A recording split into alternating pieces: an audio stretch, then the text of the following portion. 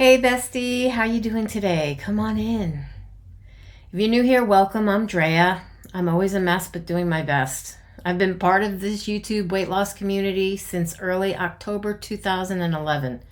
I've been encouraging and motivating others along the way, and it helps me more than anything else ever has.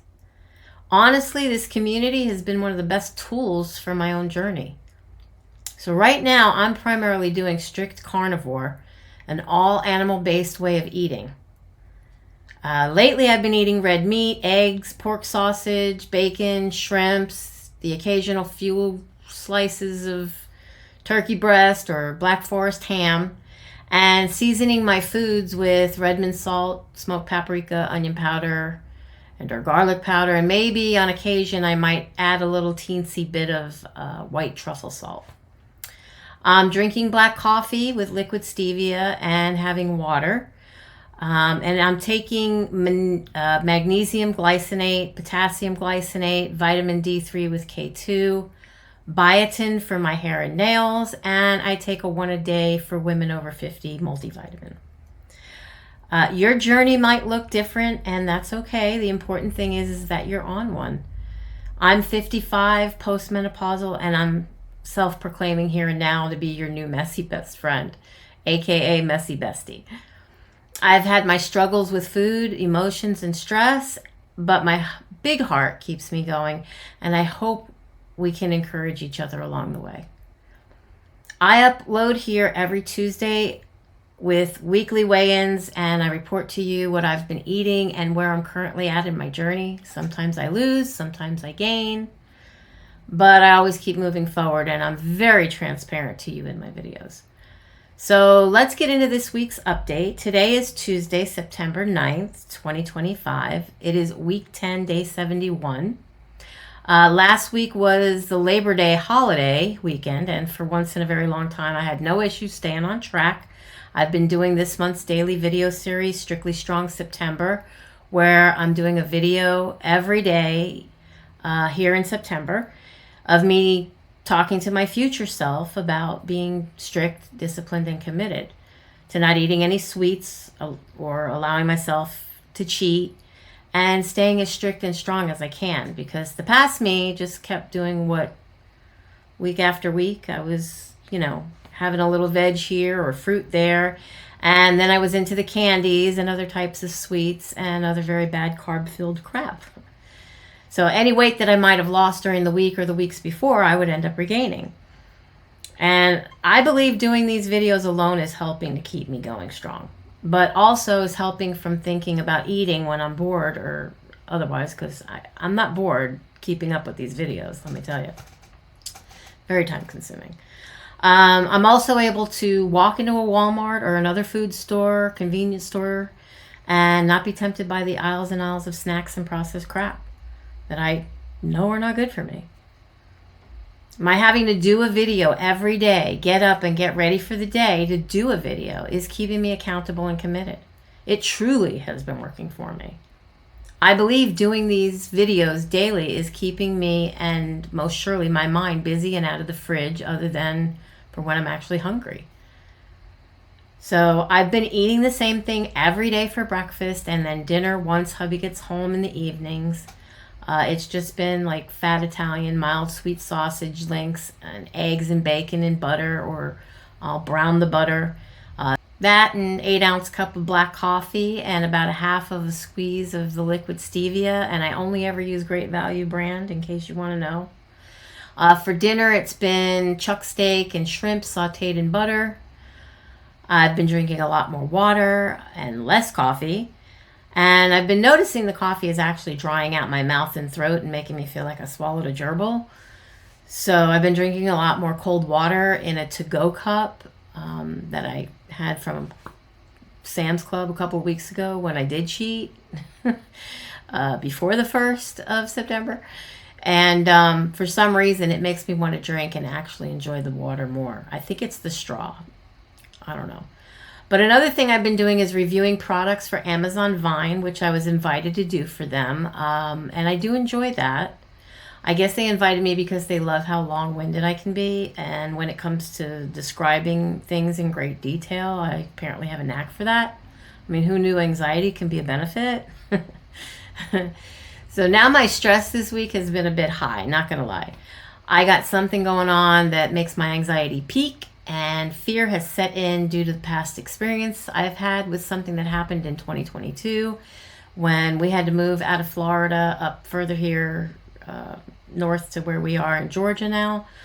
We're not even in our new place 4 months, and the property manager already wants to come to perform a routine property walkthrough this Thursday, 2 days from now. And it's only going to take about 10 minutes while a few pictures are taken for the owner to note any maintenance issues. And my stress is thinking, I've only been here not yet 4 months. I mean, if there was anything that needed to be fixed, you should have fixed it before we moved in here. And if there was anything major, I would have let them know. I think they're just being nosy because I have my rent on auto pay and I haven't called to bother them for nothing. So they're paid on time, and I don't know. The lawn is cut, the roof is cleaned off often because we have these huge pine trees and other trees around here that tower over our roof, and pine needles galore end up in the rain gutters and clog them up. We treat any place we have lived in as though we own it. I live with anxiety thinking I don't want to give anyone any reason to want to tell us to move. We are the absolute best tenants a landlord could ever want. But there are some things that they could have addressed before we moved in, and they didn't. So I have a list with a plan to attend to those things on my own as time allows, so that we can just have the privacy of being here in our home and doing whatever it is we need to do here. But when I had to move in 2022, my landlord then of 10 years had come down from Canada. I'll never forget it. It was November 14, 2021, and he said he might have to sell in maybe mid-2022 or maybe 2023. And then not even 2 months later, on January 9th, he called to ask me if it was okay that he give my phone number to a realtor he knew that would be calling me to arrange a time when it would be convenient to come and take some pictures. See the similarity so far? He said it was just to see what the house might need in the event he were to put it on the market to sell it. Now, I knew that no realtor works for free, and if he was coming over to take some pics, he was coming over to get what he needed to list it. So panic set in, with good reason. Hubby nor I am of that age where moving is as easy as it might have once been. Long time ago, once upon a time, when perhaps at least one of us was more physically able-bodied. Also, when you have a lot of things that you've collected over the years, and it's not just your house, but your mom's house and all her belongings from where she used to live, and all the belongings from 2 of your aunts that had passed away, and the belongings and cherished antiques and such that were your grandparents, because it was their house and you inherited it, and now you have to move out of it. It was quite a lot. And it's been all of 3 years now of my giving away most of the stuff, mostly after my mom passed, because she never wanted me to get rid of any of it. She still had any fight in her, no, she wouldn't let me give away nothing. And I'm not one to sell things. I just never have it in me. I don't have the time to deal with that. I don't have the time to deal with yard sales and garage sales and stuff. I went that route when I lived in Florida before I moved here. It was a nightmare. Now, I don't think it's my responsibility to be storing dead people's stuff with me wherever I live. Sorry to put it that way, but that's just how it is. I mean, I have the ashes of my father, mother, one of my aunts, a dog, a cat. I don't need their memorabilia, collectibles, and other stuff. It has no personal value, sentimental or otherwise, to me. I mean, just sentimental if anything, as it might have been to them at one time, but nothing significant to me. And so why I need to keep lugging it around whenever I have to move, I find crazy. Just saying. Anyway, I got an incredible surprise when I stepped on the scale on Sunday and finally saw the curse of the 290s had been broken. And I shared this with some friends on their live. Delilah, hi. I love my friends. But yeah, basically I had been in the 280s since going back to February of this year. And I was back down in the 270s for a while there before that. Before I had begun to realize something weird was going on with my mom's brains and with all the crazy stuff she was doing, leaving lights on, water running, food out of the fridge, not eating it, thinking she had. I was thinking she had Alzheimer's. And that's when the extreme stress and worry I had been dealing with emotionally had me desperate for some sort of comfort. And I began eating all the garbage, aka carby garbage. Again. I mean, I had a garden and I was eating so many different kinds of tomatoes, cucumbers, and things most people think are healthy, but put weight on me. Caused me inflammation and bloating and gas and all kinds of undesirable symptoms. I don't like. I don't know about anybody else, but personally, I don't like that. But then came the evening of March 5th, 2024. We had a situation where we had to call 911 for paramedics to come for my mom. We finally got them to take her to the local hospital just a few blocks from where we lived. And after we begged and pleaded with them to do a scan of her head, or we weren't going to be leaving, they did as we begged. And then they found what we had been thinking in the back of our mind was wrong with her. And immediately they transferred her to a more advanced hospital that was almost 40 minutes away. And there she stayed, hospitalized from March 6th until March 21st, until they sent her home to live out her last 4 months with us. She actually lived from March 21st to July 21st. She lasted exactly 4 months and exactly 11 days after her 83rd birthday, until they sent her home to live out her last days with hubby, myself, and our animals, with the occasional erratic and unpredictable assistance of hospice, which here was just sad, to say the very least. But those 16 days hospitalized, I was living off of snack machines and cafeteria food. And when she was finally sent home, no one would tell me how bad off she was. No longer able to stand on her own 2 feet. The hospice here only assists in helping with an actual RN once a week, and that was assumed to have been 2 CNAs to bathe her twice a week and a doctor who I only ever saw in name on paper, just to keep her on the few meds she needed and with anything for pain.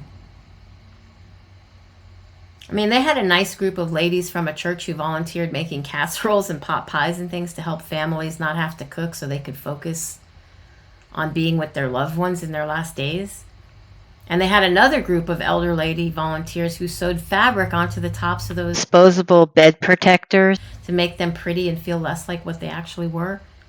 Both nice gestures that helped in our time of need, other than the occasional sewing needle that found my mom's behind once being stuck from an accidental sewing needle that left behind in a gussied up bed chuck. And the few deliciously made lunches and dinners filled with flour, rice, beans, pasta, and all sorts of grains and other carbs, which had me back to my old eating habits, craving even more carbs. And they told me, take her home and feed her what she wants. So I was giving her all of the old goodies and family faves we all used to eat and enjoy together. So what I'm getting at here is that when I started to quickly regain more and more, and I was back up to 315 pounds or more, I didn't know it because I did what I did way back in the past before 2011 when I started this channel. I was heavy, feeling sick, defeated, ashamed of admitting my failures, and I feared the scale because to me that was going to confirm it. But anyways, I am so happy I finally got out of the 290s because I was almost there a few times between today and the 1st of July when I got back on here. And I was ready with my tail between my legs to do this again and finally stop playing with my life again. Okay, so without further ado, here are my numbers. July 1st, my starting weight was 303.7. And at the end of July, I weighed 292.9, so I had lost a total of 10.8 pounds during the entire 31 days of July. At the end of August, on the 31st, I weighed 295.8, so I had a 3.4 pound regain for all of August. But a total overall loss still remained of 7.9 pounds from my starting weight of 303.7. But my next weigh-in day fell on September 2nd, which was week 9, day 64, an official weight reporting video update day, which was just last week, and I had reported a loss of 2.4 pounds down, bringing my total loss since I started to 10.2 pounds down. But a total of 21.5 pounds down from my highest recorded weight of 315. So this week, besties, drum roll, please. 289.7 on the scale this morning. So on this, the 71st day, week 10, I lost 3.8 pounds this past 7 days. So to recap, I'll go back to July 1st when I restarted all over again. I have lost a total of 14 pounds and 25.3 pounds since my highest over. I don't think I would have made it without getting as strict with myself and using the daily filming of my videos from my past self to my future self with the Strictly Strong September series that I created here on my channel. My journey has been rough, but it was me who was complicating it. I got out of my own way, and my decision to do these videos, even when some days I was having to do some hard things, and some days I was in my own head feeling I'm being corny, sounding stupid or whatever, my OCD brain has really been helping me stick to being strict. I'm actually listening to myself talk sense into myself through these videos. I'm actually reminding myself every day of my why and focusing now on being disciplined, consistent, strong, and staying motivated and focused on my goals. So bestie, that's my update. If you're looking for a new messy bestie to cheer you on, I'm here every Tuesday with an update, and each and every day here in September with another new Strictly Strong, no sweets, no cheats, just strength video to help me motivate myself and hopefully motivate you and others. If this video encouraged you in any way, please leave a like, drop a comment, and subscribe if you haven't already. Don't forget to ring the bell so you don't miss my next successful upload. I say successful because there are times I have issues uploading due to weak Wi-Fi or some other unforeseen technical issue. Remember, believe in yourself, know your worth, and stay too blessed to be stressed. I'll see you next time. I love you, bestie. And if no one told you yet today they love you, then know I told you first. Mwah.